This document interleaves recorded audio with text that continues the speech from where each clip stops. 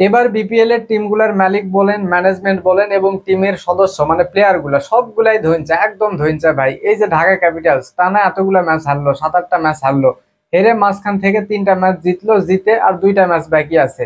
এই 2টা ম্যাচ যদি তারা ভালোভাবে জিততে পারে তাহলে কিন্তু কোয়ালিফাই করার একটা দারুণ সম্ভাবনা আছে। এই সুযোগটা যে ঢাকার কাছে আসছে, ঢাকা কি করলো? ঢাকা একজন হোস্ট নিয়োগ দিছে, বিদেশি হোস্ট, অস্ট্রেলিয়ান কেজিয়া ডোন নামে একটা লেডি হোস্ট। আসলে এই 2টা ম্যাচের জন্য এই হোস্ট আনার কি খুব দরকার ছিল? যেহেতু ঢাকার সামনে একটা চান্স ক্রিয়েট হয়েছে যে কোয়ালিফাই করার মতো, সেখানে এই টাকাটা খরচ করে যে হোস্ট আনছে, এই হোস্ট না এনে যদি এই টাকা দিয়ে ভালো একটা প্লেয়ার আনতো, ভালো মানের একটা বিদেশি প্লেয়ার আনতো, তাইলে তাদের ম্যাচ জেতার সম্ভাবনা বেড়ে যাইতো। প্লাস এদের হচ্ছে আপনার এই প্লেয়ারের খেলা দেখার জন্য দর্শক মাঠে আসতো, অনেক কিছু হইতো। হইতেও পারে অন্য টিমগুলো হারছে, ঢাকা 2টা ম্যাচ ভালোভাবে জিতছে, এই নতুন প্লেয়ারটা ভালো খেলছে, কোয়ালিফাই করে ফেললো। মানে এইরকম একটা সুযোগ আসছে, তারা সেই দিকে ধান্দা না দিয়ে তারা করলো কি, একটা লেডি হোস্ট আনলো 2টা ম্যাচের জন্য।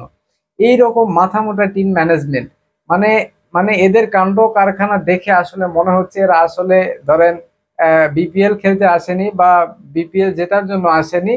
প্রত্যেকটা টিমের কথাই বলতেছি, এরা আসলে মানে সার্কাস করতে আসছে। এইটা একটা মেলা, বিপিএল একটা মেলা, সেই মেলায় এরা মানে সার্কাস করতে আসছে। একটা বরিশাল আর একটা রংপুর রাইডার্স, এই 2টা টিমের কথা যদি বাদ দেই, বাকি সবগুলো একদম মানে সার্কাসের জোকার। সার্কাসের এরা জোকার, একদম সার্কাস করতে আসছে। যেই সার্কাস দেখে বাংলাদেশের ক্রিকেট প্রেমী দর্শকরা একদমই মজা পাচ্ছে না। মানে কি একটা অবস্থা বলেন আসলে। এই যে বিপিএল এ মানে বিপিএলটা ফাইনালে জিতলে যে মাত্র 2 কোটি 1 কোটি টাকা দেয়, তারপরে ধরেন আরো যে টিমের খরচ আছে, টিমের মালিকের টিম কে হোটেলে থাকা, তারপরে আপনার প্র্যাকটিসের ফ্যাসিলিটি, এইটা সেটা অনেক খরচ আছে। এই খরচগুলো আসলে মানে ওঠে কই থেকে? স্পন্সরও নাকি পায় না, আমরা শুনি সব সময়। এই খরচগুলো আসে মানে কই থেকে? আসলে এদের কাণ্ড কারখানা দেখে আসলে মনে হচ্ছে এরা মানে সবগুলাই আসলে ফিক্সিং এর সাথে জড়িত।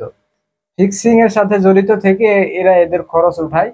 আমাদের বিপিএল জিততে হবে, খেলার মান বাড়াইতে হবে, এসবের দিয়ে কারো ধান্দা নেই। এই জন্য দেখবেন বিপিএল এ সব সময় ওই বুড়া বুড়া মার্কা ক্রিকেটার নিয়ে আসে, যাতে এইসব ক্রিকেটার যদি ফিক্সিং এর সাথে জড়িত থাকে, ওরা ভালো করেই জানে আমাদের আর ইন্টারন্যাশনাল খেলার মতো, ইন্টারন্যাশনাল ক্রিকেট খেলার মতো অবস্থা নাই।